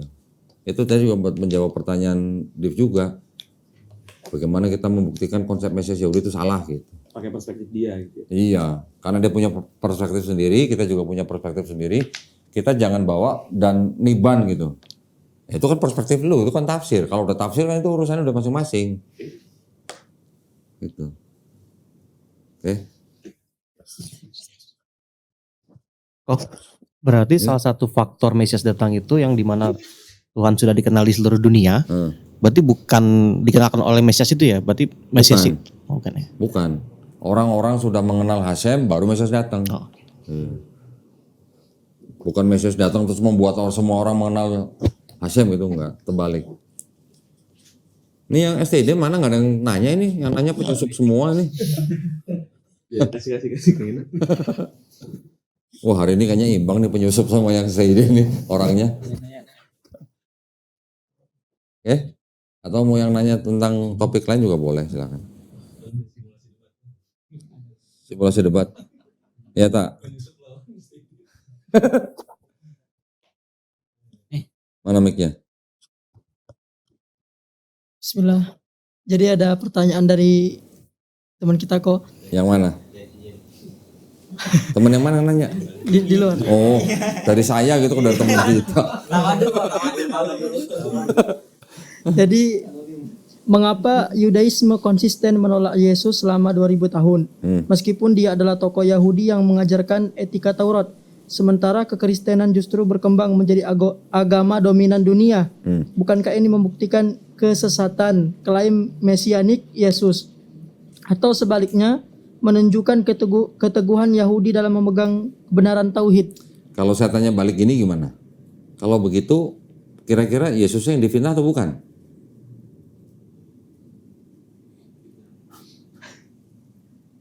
Iya. Ya sudah, berarti kan bukan salah Yesus sebenarnya gitu loh. Yesusnya memang mengajarkan Taurat, tidak membatalkan Taurat, ya kan? Dia tetap mengajarkan Taurat, tapi ada pihak lain yang menganggap dia sebagai Mesias yang dijanjikan. Ada pihak lain malah mengangkat dia sebagai Tuhan gitu. Yang mana malah mereka yang menjadi pemenang gitu dalam persaingan pada waktu itu. Itu maksudnya. Ya nggak sih? Berarti kan sebenarnya Yesusnya nggak salah apa-apa gitu. Makanya sampai Allah Subhanahu wa taala berfirman di Quran surat Al-Maidah 116 itu karena itu. Yesus tak turun klarifikasi ya. Apa? Ya nanti turun dia buat klarifikasi. Iya, lah kan ada kan di hadis kita di Islam kita mengenal apa? Dia turun untuk membunuh Dajjal. Untuk apa lagi? Untuk apa lagi? Mematahkan salib, membunuh babi kan? Kalau urusan salib sama babi urusannya sama siapa? Ya udah. Part 2. Ya walaupun kita kan di Islam kita mengimani bahwa Nabi Isa alaihi salam lahir dari perawan suci. Karena itu kan hanya hanya mujizat dari Allah Subhanahu wa taala gitu. Tidak ada yang susah gitu, tidak ada yang sulit buat Allah Subhanahu wa taala menciptakan Nabi Isa alaihi salam dari seorang perawan Maryam. Karena buat Allah Subhanahu wa taala menciptakan Nabi Adam dari tanah juga cuma dengan kun kan. Konsep di Islam bahwa Nabi Isa lahir dari perawan ini kan ditolak sama Yahudi. Yahudi tidak menerima ada manusia lahir dari perawan. Gitu. Tapi kan mereka juga menerima Adam diciptakan dari tanah, ya kan? Nah ini yang gimana bisa dikatakan? Gue nggak ngomong hipokrit. Ya maksudnya ya jadi mereka percaya Adam diciptakan dari tanah karena Tuhan menciptakan sendiri. Tapi ketika ada Yesus yang lahir dari perawan ditolak sama Yahudi. Di Islam kita mengimani Nabi Isa lahir dari perawan suci Maryam. Itu yang saya maksud. Jadi ternyata Kristologi juga mikirin gitu sampai situ ya. Karena kan kita harus bisa membandingkan nih Islam, Kristen, Yahudi. Nggak bisa lepas gitu. Karena sosok-sosoknya sama. Sedangkan diceritakan dengan perspektif yang berbeda. Oke, Yahudi tidak menceritakan Yesus, tapi Yahudi yang membantah bahwa Yesus itu Mesias yang palsu. Karena saya bilang tadi, nggak cuma satu yang namanya Mesias palsu gitu. Untungnya kita nggak punya konsep Mesias yang seperti Yahudi gitu. Yang kita kenal dengan sebutan Al-Masih itu hanya karena Nabi Isa alaihissalam diberikan kekuatan untuk menyembuhkan orang sakit atau membangkitkan orang mati hanya dengan mengusap. Tidak ada konsep nanti Mesias jadi raja bangsa Israel gitu kan enggak. Oke. Ada lagi? Bismillah. Ya. Koh izin bertanya Oh Koh. ya, nggak mau kalah nih, nggak mau kalah. Koh tadi kan sempat disebutkan bahwasanya teman-teman kita di Kristen tuh kayak menganggap Israel rohani atau Israel Iya. ya apa namanya? Ya intinya itulah. Terus pertanyaannya apa? Ya Israel spiritual. Nah, pertanyaannya adalah mengapa mereka sepede itu? Padahal kan bangsa Yahudi lebih dahulu lahir ketimbang Mengapa Kristen. mereka seperti itu? ya sepede itu. Sepede itu. Oke, saya pikir sepeda itu. Padahal kan bangsa Yahudi lebih dulu lahir ketimbang Kristen. Ya kan karena mereka memegang kitab yang perjanjian lama itu. Dan dari perjanjian lama itu ditafsirkan oleh orang Kristen dengan kacamata Kristen, kemudian diolah lagi oleh Paulus. Dengan diolah sama Paulus, yang mana Paulus mengatakan itu buat orang yang bukan Yahudi, ya mereka jadi tumbuh rasa sentimen kepada bangsa Israel. Itu. Makanya sampai ngomong kami bukan bangsa Israel tapi kami bangsa Israel rohani gitu. Itu kan sebenarnya hanya apa ya, escape gitu. Pelarian. Paham ya? Kayak bangsa Levi virtual. Nah kalau pendeta ditanya, emangnya Pak Pendeta bangsa Lewi kok terima perpuluhan? Kami bangsa Lewi rohani. Itu kan hanya escape. Iya, hanya escape. Banyak rohani ya. Iya. Nyaman-nyaman. Nah sekarang yang kita perlu bayangkan, bagaimana kalau orang Kristen nggak punya PL gitu? Bakal ada Kristen nggak gitu? Hah? Iya PL. Kalau nggak ada PL, kalau PL nggak ditempelin di perjanjian baru, bakal ada Kristen nggak? Ya nggak bakal. Karena penulis PB-nya sendiri nggak nulis kitabnya tanpa pegang PL. Ketika mereka menulis, mereka pegang PL. Karena kan ngutip-ngutip semua. Surat Paulus doang. Paulus juga ngutip. Banyak Paulus. 13 surat, 7-nya yang ngutip ya? Apa atau Nah, kalau 7-nya itu 7 yang dianggap yang ditulis benar-benar sama Paulus, yang sisanya bukan oleh Paulus. Bentar, saya tunjukin nih. Paulus ngutip berapa ayat dari PL gitu ya. Bentar.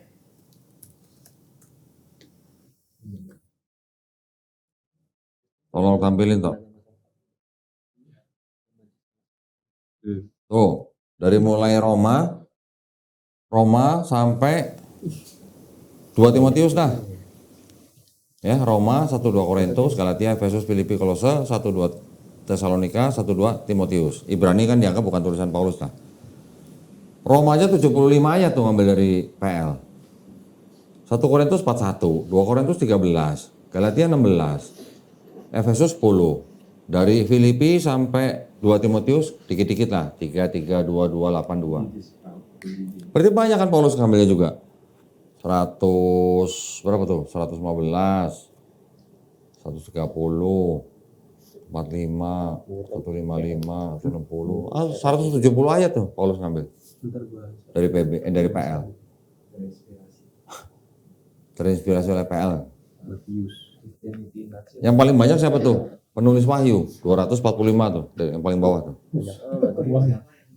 Hah? Kalau tradisi gereja, Yohanes anak Zebedeus, tradisi.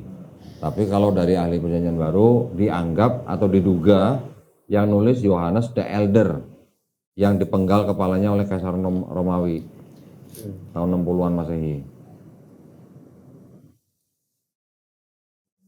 Paling banyak Wahyu, kedua Matius tuh 102, ketiga Kisah Para Rasul. Nah kan pertanyaannya, kalau nggak ada PL, bakal ada Kristen nggak gitu? Nggak ada, rentuh. Nah, iya. Oke.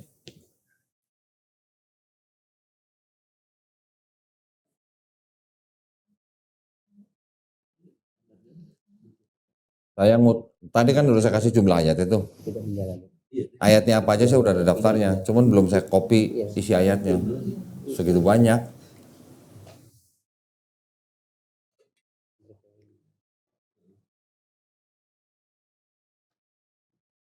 Oke, cukup? Oh, izin. Ya.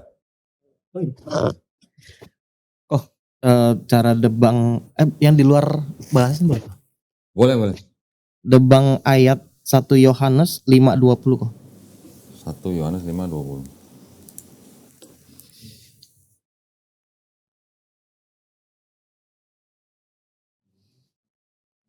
Oh, Itu kan ada yang benar di dalam anaknya, Yesus Kristus.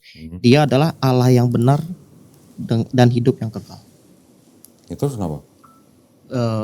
Mereka pakai ayat itu untuk membuktikan bahwa Yesus itu adalah Allah yang benar. Sebentar.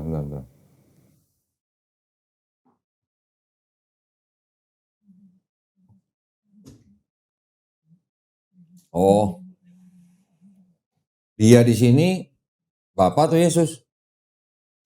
Ini kasusnya kurang lebih hampir sama dengan yang 1 Timotius 3 ayat 16. Jadi kata ganti itu, kalau titik komanya atau tanda bacanya dipindah, artinya kan beda. Artinya bisa berbeda. Dulu kita pernah bahas kan, ingat ya, yang apa ya, 1 Timotius 3:16 sama 1 Petrus berapa gitu. Itu cuman belum tentu ini yang dimaksud dia nih Yesus gitu loh. Diperhatiin lagi aja. Kalau di bahasa Yunani kan nggak ada titik koma, ya kan? Iya. Waduh, masa ngulang lagi, baca dulu. Yang strong number itu. Ya, strong number ada hubungannya, tapi tanda baca itu yang diletakkan dalam terjemahan bahasa Kristen itu bisa merubah arti. Itu udah pernah dibahas ya dulu kita ya, lupa saya dulu apa ya. Tutup dulu toh.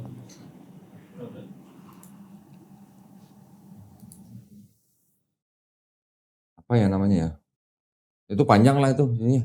Nanti kalau enggak, nantilah lain kali kalau kita ada waktu kita bahas lagi deh. Dulu udah pernah dibahas tuh, waktu yang semester lalu kalau nggak salah. Di YouTube saya ada, cari deh, 1 Timotius 3:16. Nah ya, di playlistnya kuliah. Saat apa, kalau nggak salah judulnya apa ya? Ada apa di 1 Timotius 3:16 gitu loh. Mirip seperti ini kasusnya. Ya. Kalau ini kok surat Zakaria itu Zakaria ayahnya Yohanes Pembaptis atau bukan? Atau beda orang? Yang mana? Kan di PL Di PL. surat Zakaria. Beda. Beda ya. Beda, kalau Zakaria yang di PL itu kan Zakaria yang nabi juga. Kalau yang di PB itu kan imam.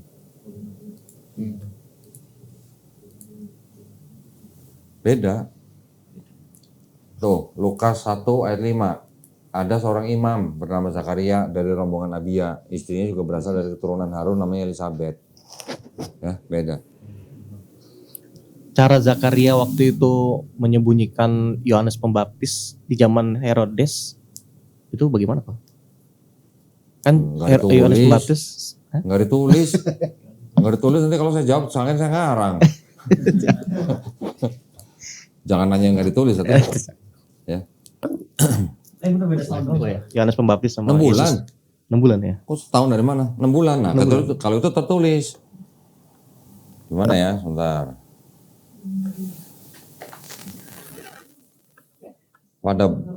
Sebentar.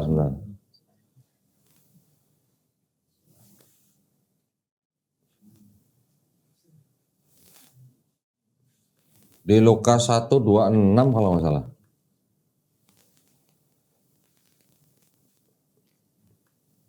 Lukas 1:26 coba baca. Ada nggak?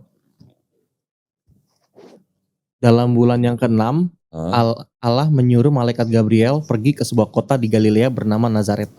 Habis itu kan kita terusin nanti kalau kita baca kan. Kepada seorang Ini perawan kalau yang kita baca berarti kan Ya. yang perikop atasnya pemberitahuan tentang kelahiran Yohanes. Ini sudah nih sampai selesai di ayat ini 25. Tiba-tiba yang 26-nya dalam bulan ke-6. Bedanya 6 bulan kayak gitu. Oke. Cukup ya? Oke, kalau gitu kita tutup pertemuan kita pada hari ini. Semoga bermanfaat. Nanti saya kirimkan PowerPoint-nya. Kita tutup dengan doa kafaratul majelis. Subhanaka Allahumma wa bihamdika asyhadu wa atubu ilaik. Akhir kata, wabillahi taufiq wal hidayah. Wassalamualaikum warahmatullahi wabarakatuh. Waalaikumsalam warahmatullahi wabarakatuh.